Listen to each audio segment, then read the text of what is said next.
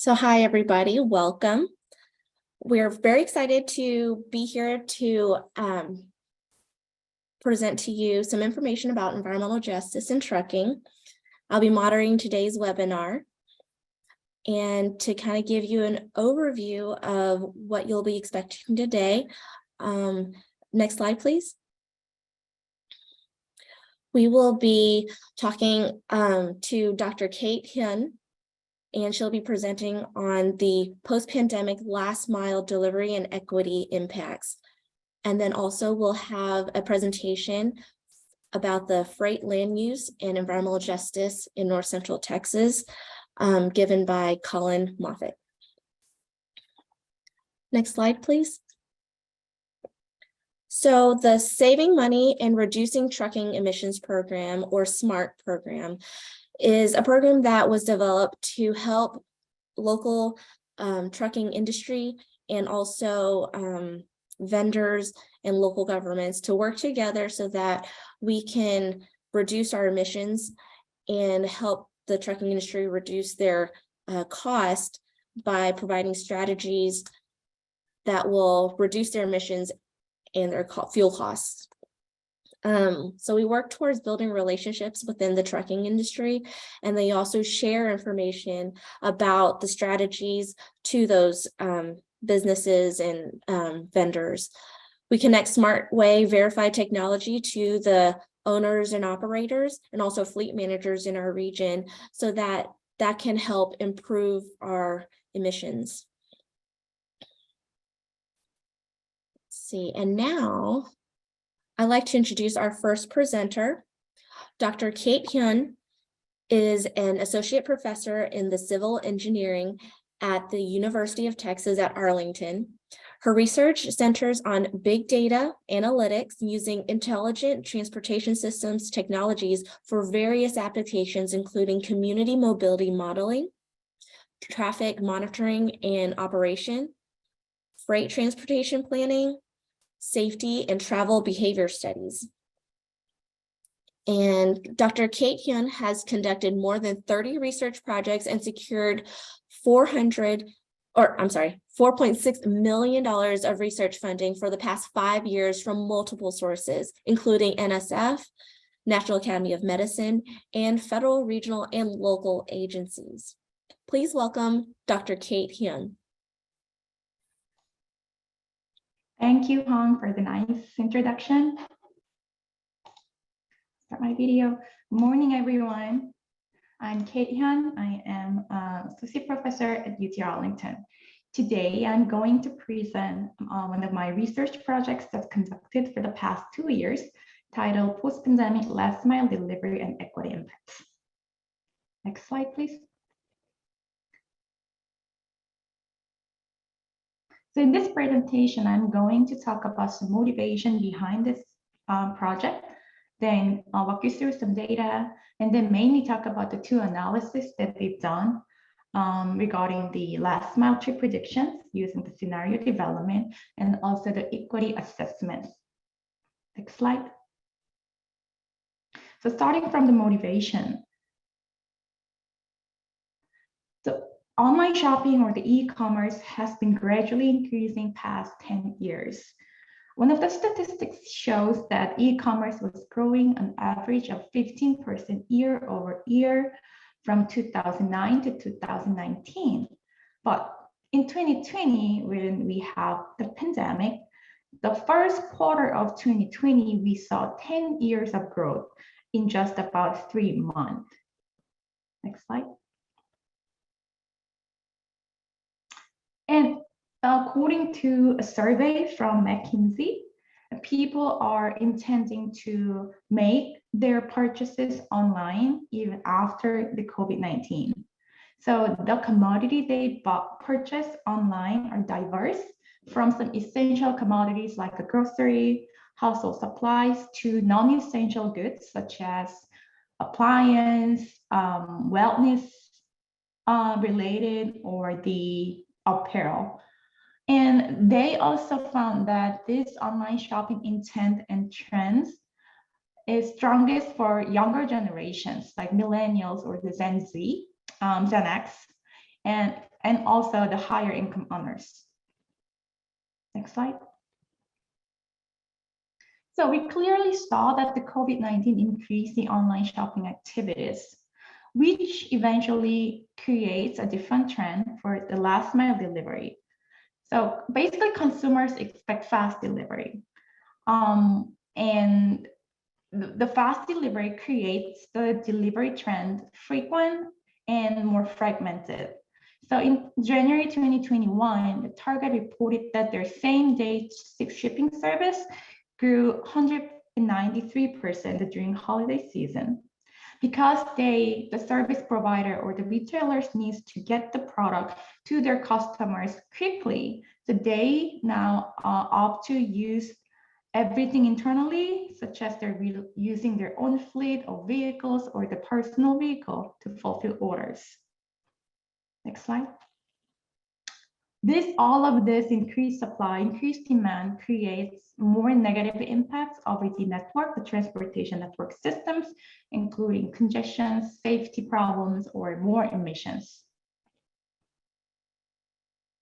So with all of this motivation and background information, here are our study objectives. First, we like to understand household travel demand and e-commerce participation over the past 2 years, between the 2019 and 2020, which represent pre-COVID and during COVID. We essentially want to answer these questions. The question is, does e-commerce substitute or complement traditional shopping trips? So we use this household travel demand and the e-commerce participation will predict the future demands of e-commerce. To ask what would happen if physical and online shopping patterns during the pandemic hold in the future. We like to understand if there will be more increase in last mile traffic or there are no changes compared to the pre-COVID era. A third objective we like to understand is the equity impacts of the current e-commerce. And also we need to understand how the changes in last mile shopping trips affected the equity, especially for the Dallas area. So let me talk about data that we use in the study area, starting from the study area. So we use two major metropolitan area, Dallas and Houston. And for the equity, we focus on Dallas. For this study, we use different types of shopping centers and also freight distribution centers in Dallas and Houston. And these two maps are showing the locations of different shopping facilities, including department stores, shopping malls, supermarkets, and wholesale. We had for Dallas about 60 shopping facilities and a little bit more for the Houston. The freight centers in Dallas, we have 39 Amazon-related freight centers used for this study and 23 for Houston. Data, we use traffic, link traffic, OD, origin destination traffic data obtained by Streetlight. If you're not familiar with the Streetlight is basically smartphone location-based data. So they collect anonymized location records from smartphones or navigation devices equipped in vehicles and transform this location data to aggregated travel patterns, such as origin destination, the specific origin to specific destination, traffic volume, or the link traffic. And according to them, they report they process over 12% of commercial vehicles nationally. And this data is widely adopted in many metropolitan areas or the cities and government agencies in the US and Canada. So let me start with some trip profiles that we observed from Streetlight. So this first map is showing the link traffic in Dallas in 2019, annual link loading, specifically originated from Amazon distribution centers. You see that the green to red and red are showing more link loading over the network in the Dallas area. The next map on the right side is showing where we see more increase or decrease of this link loading in 2020. So the red lines are showing the increment of link loading. The darker is showing more increase in the link traffic. And you see the I-30 or the US 75, it's showing more increase in this link loading compared to the pre-pandemic era. Next slide, please. We also wanted to see how the shopping trips have changed over the year, these 2 years.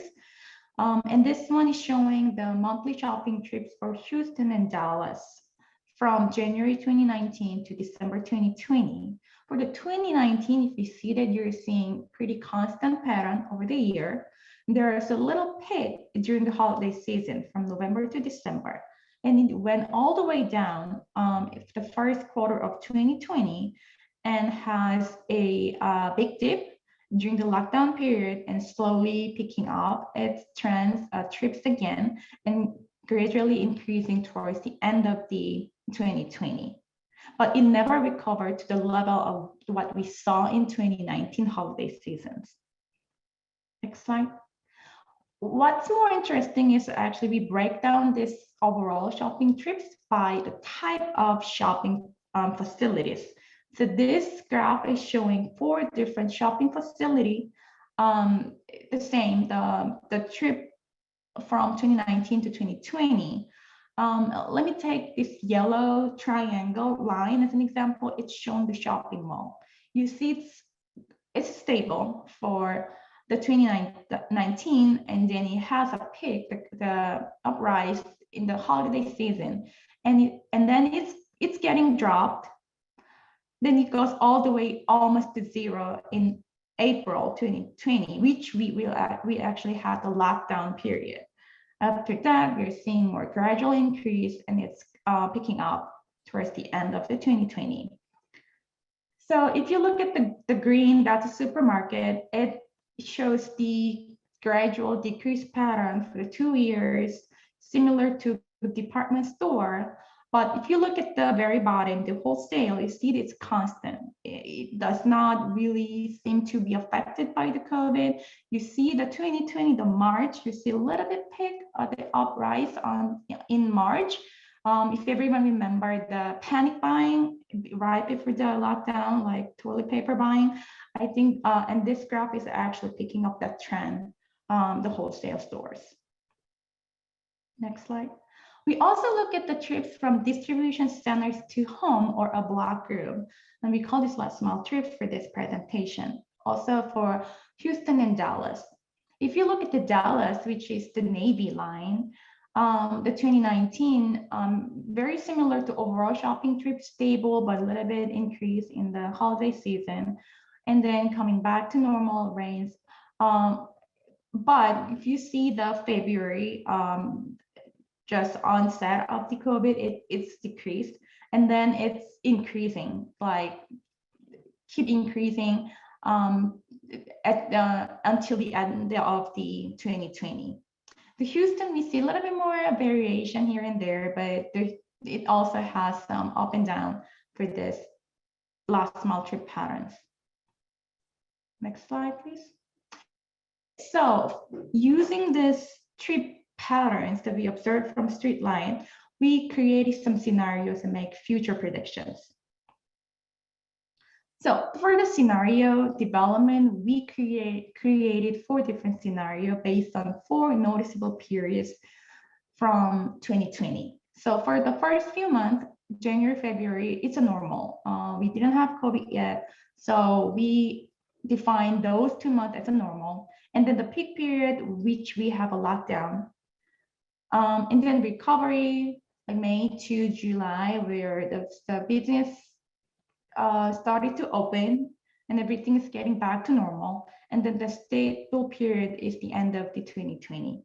So we clearly, we saw some noticeable periods. So we defined these 4 different phases of the COVID and used this phase to understand how trips are changed compared to the same month of the previous year.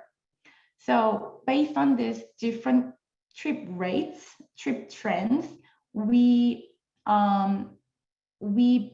create the 4 scenarios and make the future estimates using these trip rates. Lastly, we compare different estimates, the future predictions with the different population groups. So here are the results. It's these two charts are showing the last mile trips in Dallas. The first chart, the left one, is showing the first scenario where we assume what if there is no COVID. So we use the before COVID trend to understand what will happen in 2024. So if you see if there is no COVID, then you see the whole last mile trip will be likely to decrease. Well, we apply different threshold cutoff value to make sure that the future prediction stays in a reasonable range. That's why you see multiple graphs in there.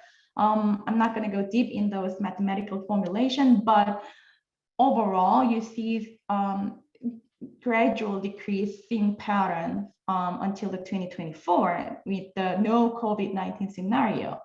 Compared to that, if you look at the second map on the right-hand side, this one is we use the COVID-19 recovery scenario.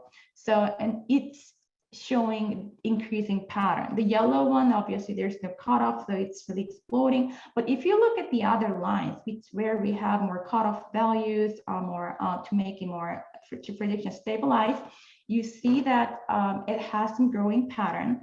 And we saw the last mile trips continue to increase. And one of the conservative cutoff value, the scenario predicts the future trip with 150% growth in 2040. If you break this result by income, what we saw is the first one is the shopping trip. So you see, regardless of COVID, no COVID, you see they are decreasing. The trip rates are all decreasing, meaning the shopping trips will be decreased regardless of COVID. We see more this significant drops for the shopping malls other than other shopping facilities. If you look at the last mile trips, the no COVID situation, the low income, which is the navy bar, the no COVID, we see the negative, meaning there will be reductions in last mile trips if there's no COVID, but the high income group, which is the orange bar, is expected to have more online shopping, therefore there will be more last mile trips for them. If you look at the peak or recovery, they all turn into the positive trip rates, which means the low income or high income groups, they're expected to participate in more online shopping, especially the recovery pattern on this scenario. We expect lower income population are more engaging in this online shopping activities than the higher income. So these two maps are showing where then this link volume will be carried on over the network. And it's especially varying, like we saw the 635 by 30. So have more traffic loading the shopping trips and last mile trips, we see a different traffic loading, but however, the heavy loading will be mostly onto the 635 or the major highway systems that we have over the Dallas area. Next slide, please. So I'll go into the equity analysis. So in this equity analysis, I used the same location data, but we created a new traffic concentration index to understand how much impacts are posed to different population groups. For this method, we use the census data to define the demographic groups. We use the streetlight data to understand the trip patterns, and also the Google Maps to extract the freight centers, which we also did for the first analysis. Here we developed this traffic concentration index, which is basically showing you the extra traffic that's affecting to each block group. So I'll use this figure to briefly introduce the concept. So this one is showing the links from distribution center to two block groups, block group A and B. If you look at the brown line, which is connected from the distribution center, pass through block group A, and final destination is block group B. The link loading is 70. This link, the traffic passed through block group A, even though those commodities are destined to block group B. So those activities are for block group B, even though they pass through the block group A. So which creates extra burden for block group A because they are carrying this extra 70 of linked loading that actually goes to the block group B. So this traffic concentration index estimates extra burden posed on each block group. So next slide, please. So we calculate how much extra traffic is carried on each block group because of its neighboring block group. And we basically categorize this traffic concentration into 3 groups. So the maps are showing 2019 and 2020 traffic concentration values. So if you see red, that's more highly, that's high traffic concentration, high extra traffic for those block groups. And we categorize them into 3 groups, which represent significantly less impacted, moderately less impacted, and highly impacted groups. The reason we have these 2 significant and SL and ML are we use the Z-score to kind of understand where they are located in terms of the mean value, which is another mathematical explanation. But what we saw here is that there are 3 different distinct groups in terms of extra traffic. Next slide. So these 2 maps are also showing where they are located. The green is showing highly impacted groups. You see that 2019, 2020, they're all over. Some are in north of Dallas, some are in south of Dallas. But what we saw from this map is there are more green block groups in 2020 compared to 2019. Next slide, please. So what we did is to break it down and see who they are. We define each block group based on the majority of population who live there. So the very last column, for example, the second one, the 65 years and above, those block groups are basically senior communities. The senior communities, the SL, significantly less impacted group. The base is before COVID. So there are 14 senior groups belong to significantly less impacted group in 2019. But during the COVID, it reduced to 8. But if you look at the high column, the right-hand side, those senior communities, the base 2019, we had 40 in the highly impacted group, but it increased to 48 during the COVID. So there are more highly impacted senior communities during the COVID. Same as this, you see all of this population group, which we actually defined as environmental justice group, are more impacted during the COVID. Under 18 years, no school, under poverty, no internet, no vehicle, non-white, they're all EJ communities. For example, the under poverty, there are 47 highly impacted group before the COVID, but during the COVID, they went up to 52, which is 11% increase during the COVID. So coming to the conclusion, we use the location-based data to understand the changes in shopping and last mile traffic.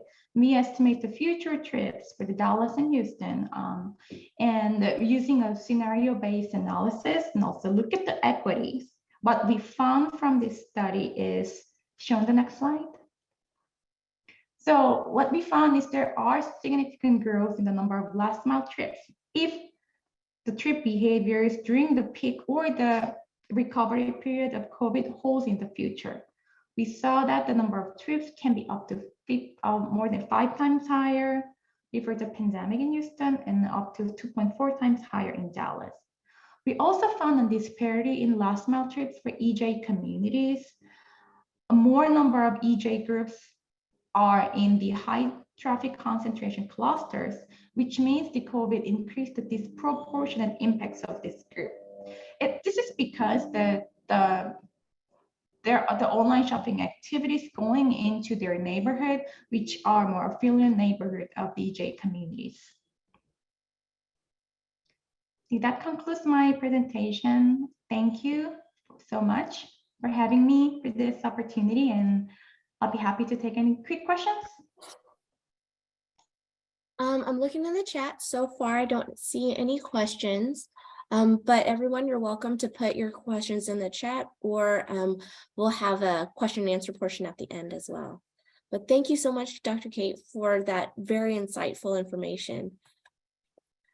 So next, who we have is Collin Moffett. He is a transportation planner with the North Central Texas Council of Governments, serving on the freight planning team.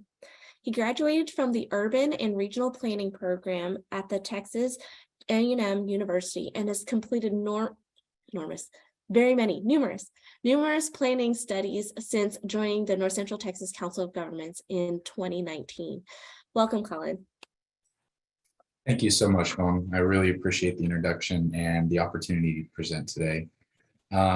So first of all, good morning, everyone. I'm really excited to talk to you about this analysis that we recently finished up. So let's go ahead and get started. Now, to provide you a little bit of background about where the study is coming from, on the freight planning team at NCTCOG, we have a regional freight system plan that we maintain. The first iteration of this plan was published in 2019, and it essentially inventoried our regional freight assets and our infrastructure. However, it did also identify where there were several gaps in our data and where further data collection and further analysis was needed to truly build out a more comprehensive plan for the region's freight network. And so one of the studies that was proposed was a land use compatibility study focusing specifically on freight infrastructure. Next slide. Now, as part of that study, we were able to ascertain some level of environmental justice data and gain some awareness about how freight was impacting environmental justice communities. And so I'm going to talk a little bit more about that in the next slide. But before I continue, I just wanted to put this up here. I know for this audience, I probably don't have to reiterate what environmental justice is, but just in case there was anyone who maybe hasn't been exposed to this topic before, that's what the EPA defines it as up there on the slide. And so we're really looking at communities that are vulnerable or disadvantaged with regard to transportation infrastructure, especially in the built environment. Next slide. So now as I said, this study started back in 2013 with Freight North Texas, and really kind of got its first underpinnings in 2019 with the land use compatibility study. That's when we started that. However, we did decide that it was probably merited to create its own standalone report that just focuses on environmental justice and kind of delves deeper into the topics of freight land use compatibility, specifically with regard to environmental justice communities. And so the purpose of this study was really to see how are the interactions between freight land use and EJ populations. That's really the question we wanted to answer, and that's at the heart of the study. And we're really looking for disproportionate negative impacts on externalities and things of that nature. So the way we did this is by utilizing some of our own NCTCOG internal data. We have a very robust regional development monitoring program that kind of tracks as new facilities are added, new different types of businesses, new developments. And so I do want to make a quick distinction. The facilities that we're talking about in this study are a little bit different than the freight facilities that Dr. Hyun was presenting on. So I know she kind of included facilities such as shopping malls and retail outlets and supermarkets and things like that. These facilities here are going to be focusing specifically on industrial, heavy industry type facilities, or freight intensive land uses such as manufacturing centers, distribution centers, and warehousing facilities. Now, I also want to point out a really effective tool that I would commend to all of you if you're going to be doing any kind of environmental justice work yourself. NCTCOG maintains what's known as the Environmental Justice Index, which is a database that shows all of our, basically our census block groups and tracts broken out by regional percentage of EJ population, essentially. And I'm going to show you a map of that here in a bit. And then the last thing I want to note is some of the limitations and assumptions of this study. So I'm trying to think of the best way to say this. Just because you have a railroad, for example, close to a school in an EJ district or something like that, because that's one of the things we're looking at, doesn't necessarily mean that it's producing any type of negative impact on that school. For example, that rail line may be totally unused and it just might be sitting there. So there's no trains going by that could present a safety risk. There's no noise or vibrations being generated, something like that. And so we unfortunately weren't able to delve into that level of detail to really analyze on a site-by-site basis. We did that in the larger land use study, but not specifically in the EJ portion of it. So that is, we're just kind of assuming that the closer a sensitive land use is to a freight facility, that it's more likely to have a negative impact. So we're just kind of playing with probability and likelihoods here, not necessarily observed conflicts. And then there's other things that weren't factored in, such as good neighbor strategies or mitigating features, perhaps, like there's buffer zones in certain districts, or good site design that can really make freight a good neighbor for residential communities or other sensitive land uses. And we did not factor that into the effect that freight might be having on EJ communities. So again, that's just one of the limitations that the study has. So next slide, please. So this is what I was talking about, the Environmental Justice Index. We do have quite a wide variety of EJ populations throughout the area, throughout the region.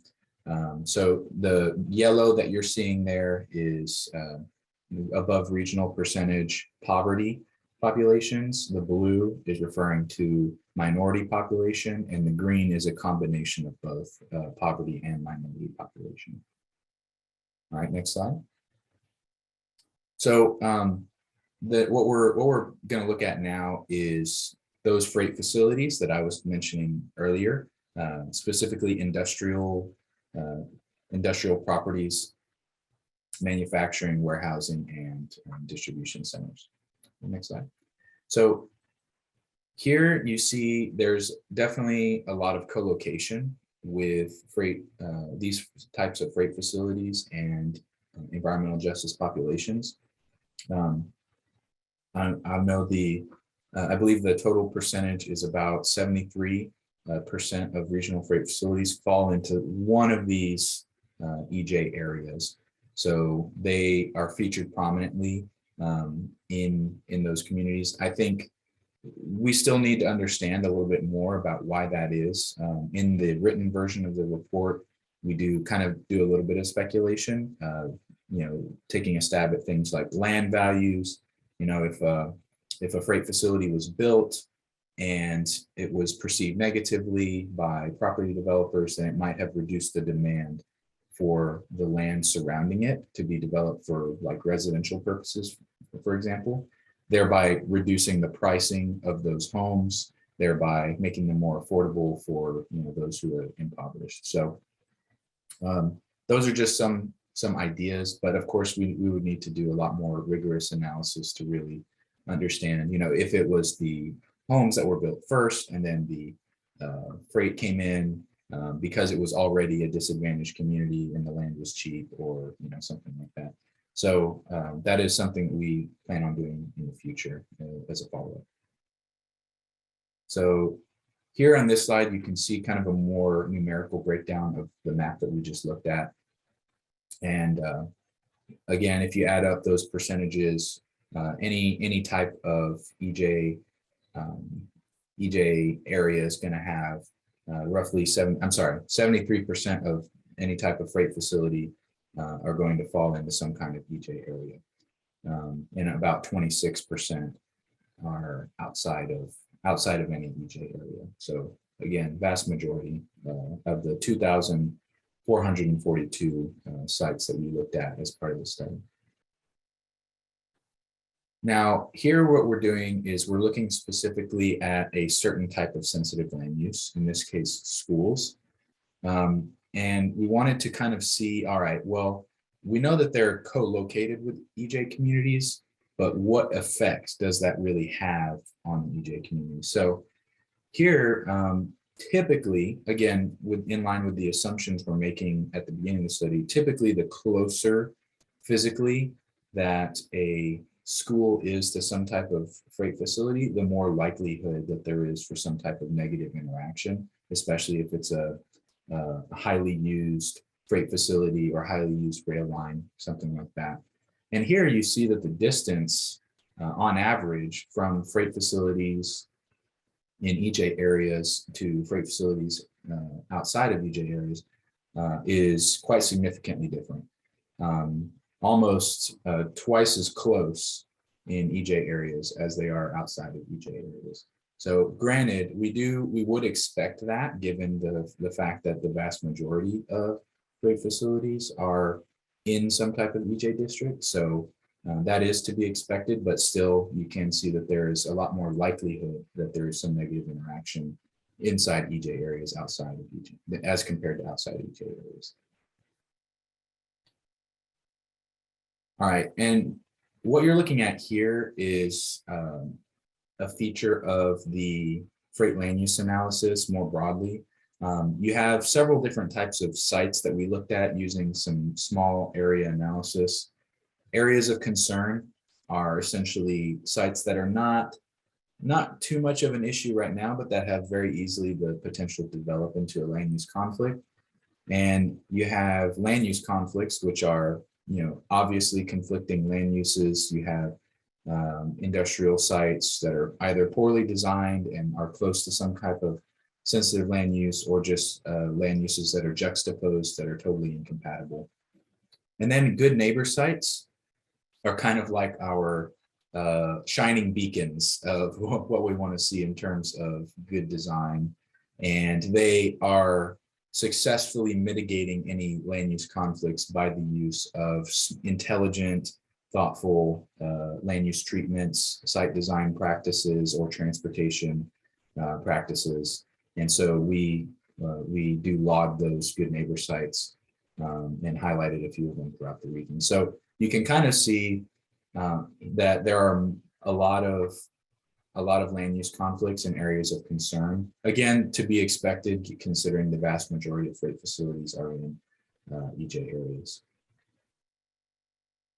So now I want to zoom in a little bit more on freight railroad infrastructure, because we do have quite a significant amount of rail mileage in our region. Now, what you're looking at here is just freight rail. So we're specifically excluding passenger rail. So transit and all that stuff is not counted in this. And we have about just shy of 1,000 miles of freight rail lines running through environmental justice areas in our region. And you can kind of also see the major rail intermodal yards. Most of those, 3 out of 4 of them fall into some type of EJ district as well. This slide here, again, doing the same thing we were doing before, kind of breaking it down by the numbers. You see a similar trend. However, it's a little more surprising this time because a little bit less than half of regional freight mileage falls into some type of EJ area. So you would not expect schools in EJ areas to be as close necessarily as they are. However, Another consideration is that so many of our freight facilities that these freight rail lines serve are located in EJ areas. So that is another thing to consider. Again, this is something we're probably going to have to do a more deep dive into to truly understand the driving factors and trends behind this. So next slide. Okay. And here are at-grade crossings. This might be of interest to some of you. If you're in the transportation world, you know, at-grade railroad crossings are a significant topic of discussion, and especially the impact that they have on the nearby community because of the requirement that conductors blow their horn prior to approaching a crossing, as well as the opportunity for interactions between a train and a motor vehicle. There's definitely a safety concern there from a roadway perspective and from a pedestrian perspective. So, and we have a total of 1,689 crossings located in EJ areas, which is just a little bit over half of all at-grade crossings in our region. So, and again, we're breaking it down here by percentage. Something that I thought was very interesting is that in EJ areas, given that less than half of regional freight rail mileage is in EJ areas, you actually have a lot higher likelihood of getting a grade separated crossing. So what we're looking at is how many total crossings are there and how many of them are grade separated in EJ areas versus outside of EJ areas. Outside of EJ areas, it's about half and half. You got a little bit fewer at grade. I'm sorry. You have a percentage of crossings that are in EJ areas a little bit less likely than outside of EJ areas. You can see on the left-hand side of the slide. But if you look on the right-hand side of the slide, of those crossings that are grade separated, the majority of them are in EJ area. Now, I did a little, asking around about this with some of my colleagues, and something that was suggested to me is that AADT or average annual daily traffic tends to be higher on roadways in EJ areas. And typically, the higher the roadway traffic is, the more likelihood that you're going to get a grade separation built at that intersection. So that could explain why there is such a greater propensity for grade separations in EJ areas, but those grade separations are viewed as highly desirable by planners and railroad infrastructure professionals. So that is potentially something that's good, like a good positive impact as far as rail infrastructure goes. Again, I'm going to have to look into more of that to really determine the impacts. So yeah, next slide. I won't spend too much time on this. I know I'm kind of running at the end of my time here. But we did want to just take a brief look at environmental resources. Overall, we didn't really find any significant interaction between things like wetlands, protected lands, major significant streams and impaired streams. We did have about 22 acres of what we as a freight team have designated our region's major industrial districts. 22.5 acres of those industrial districts overlap with some kind of protected area. So that is something that we do want to delve into to see if there's truly any negative environmental interactions happening there. Okay, again, looking at kind of more of a cultural thing, we do have a lot of more inner city, older built out areas that are more likely to have historical or properties of historical significance that might be on the National Register. So we looked at those and looked at the average distance from the freight facility and found, again, similar trend, a lot closer in EJ area to a freight facility, as one would expect. And just really briefly, again, on the environmental side, just wanted to show that medium and heavy duty vehicles do comprise a significant portion of our on-road emissions. So the high propensity of freight facilities in EJ areas does seem to indicate that air quality in those EJ areas might be adversely impacted by virtue of attracting heavy duty and medium duty vehicles, and especially delivery vehicles as well. So next slide, please. Just going to breeze through this. So essentially, again, found that 73% of these freight facilities are located in EJ area, and there's the breakout by type of EJ area. Vast majority occurring in districts that are both poverty and minority population. And just some fast facts: schools in EJ areas are 41% closer to freight rail lines than schools in non-EJ areas, and are on average 1.66 miles closer to schools in EJ areas compared to non-EJ areas for freight facilities. And these are some of our recommendations, things we want to do. And I think that that's pretty much all my time. So I'll go ahead and stop there. But just know, I guess the last thing I'll say is, with these recommendations, we do want to investigate these things again a little bit further, and especially with regard to land value and how we can implement good neighbor strategies to mitigate any negative impacts on EJ communities. So there's my there's my transportation plan. There's my contact information, as well as my colleague Jeff Hathcock. If you guys have any questions, I'm happy to entertain them now, or please feel free to reach out to me by email. Thank you so much, Colin. We do actually have a few questions that came in. And actually, I'll since you just finished up, I'll ask you your question, which came in as, what made you select schools as a sensitive land use with freight facilities? Was it because of the vulnerable population, or because it had overlapping operating hours, or what? So there's a couple of reasons. I think both of those are major reasons why we did that. I mean, a lot of, especially anyone who's a parent on this call, I'm sure you really want to send your child to a location that's safe and that has these adverse impacts of things like air quality and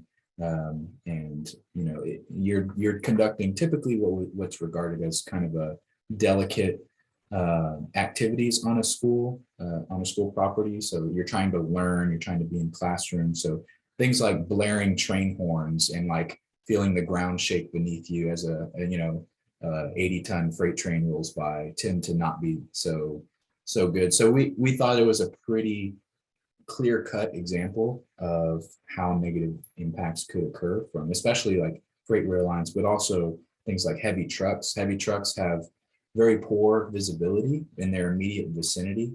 And so if you have pedestrian activity like you would around say an elementary school or a high school, then, or even a university, then you have a lot, you maybe have some kind of safety considerations there. And you wouldn't really want a whole bunch of Class 8 heavy trucks running through your school zone. So those are some of the reasons why we selected schools. Great, thanks, Colin. And probably should have started off with like a little instructions, but if anyone would like to put any questions in the chat, or you would like to raise your hand, you could feel free to do that, and I can call on you to ask. Let me see. Another question that came in was for Dr. Kate Hyun.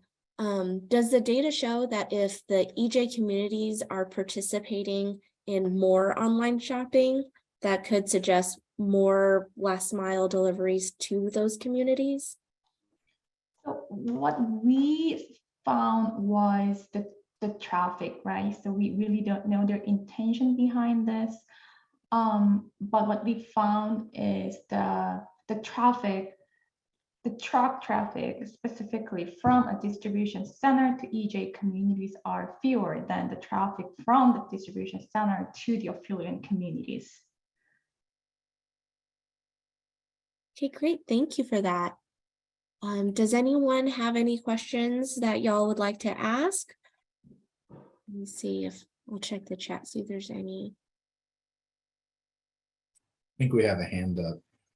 Well, yes, Jason. Hi, yes, thank you, Hung. Colin, I was curious, are you all aware, I was really interested about the good neighbor identification that you did earlier about, in some of the conflict areas, but you've identified, okay, these are some areas that really could be some good examples. Are you familiar, are any local governments, have they, kind of positively looked at those and considering, some changes within their jurisdiction? Yes, so that is actually something that that we are working on right now. There are some jurisdictions that have established basically design standards for these industrial sites. Um, Things like offsets. I think the city of Fort Worth is one of them that in newer developments, you do see a propensity towards having things like landscaping features and berms and better fencing and access control and these other things that kind of help on the safety and aesthetic side of the freight facility's impact on the local community. However, I think the challenge is how do you address those older facilities? We have some freight facilities that were built in like 1908, assuming our data is correct. So, and the needs of shippers have changed dramatically since those years, even since when the majority of our freight facilities were built in like the late 80s and early 90s. So, and even since then, especially with the rise of e-commerce, as Dr. Hyun so excellently pointed out, I think that it's going to be a challenge to address those older facilities. So that's really what we're focusing on now is now that we have established these design standards, how can we publicize that, especially to all of our member governments? And then how can we address and retrofit our older facilities? Great. And let's see. For Dr. Cade, I was personally wondering, with the study completed, what are there other studies that will be coming out of this study as well, in addition to what you found? Yes. So, well, what we are planning for now is the consumer behaviors are continually evolving. So what we use is the 2020 data, which is like we are in the middle of the pandemic. And then the pandemic actually continues through the 2021 and 2020. We are still living in this new norm. So what we like to see is how this behavior stick to and how this behavior change over time and how different population evolve themselves in their online shopping and also the physical shopping trip. So that's what we're planning to do for the next phase. Great, that's super exciting. I found the information super insightful. I was surprised to see, kind of surprised, kind of not surprised.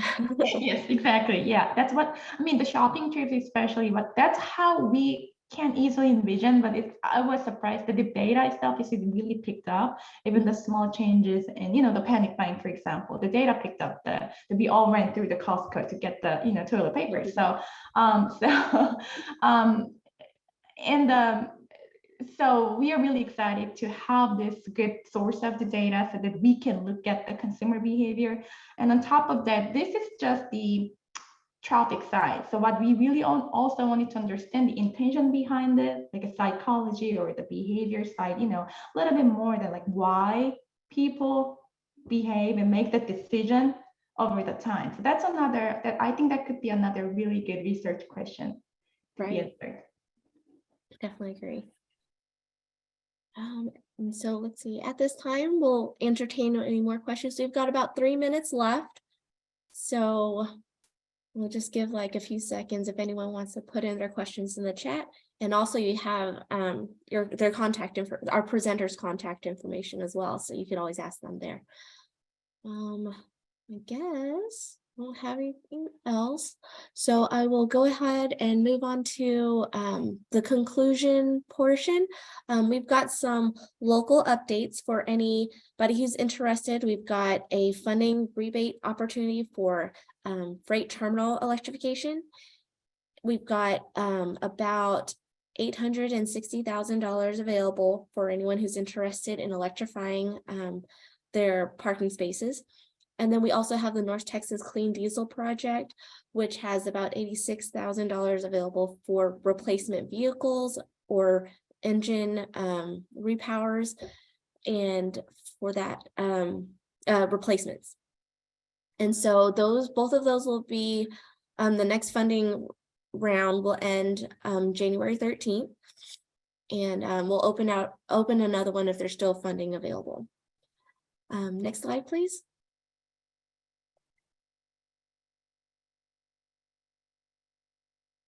And so this is my contact information.